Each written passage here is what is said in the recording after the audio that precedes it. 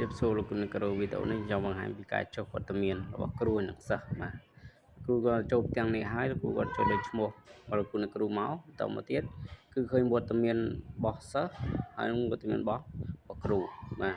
អញ្ចឹងគឺខ្ញុំបង្ហាញពីការចូលវត្តមានរបស់គ្រូសិនបាទចូលរបស់គ្រូមកតមកទៀតគឺខ្ញុំបានចុះវត្តមានរួចហើយនៅវេលាម៉ោង1:05 នាទីបាទនេះគឺថ្ងៃទី6 មិថុនានេះបាទហើយរងចាំតែការអនុម័តពី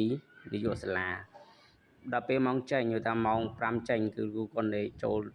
តំព័ន្ធធម្មតាមកហើយចុចកលេងកត់ត្រាចេញរួចគឺរួចជាស្រេចបន្តមកទៀតគ្រូ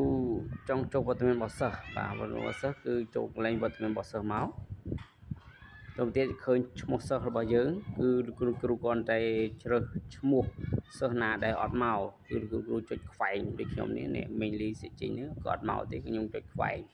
ហើយនឹងជឿនស្រីលីនេះអត់មកទេគឺខ្ញុំចុចខ្វែង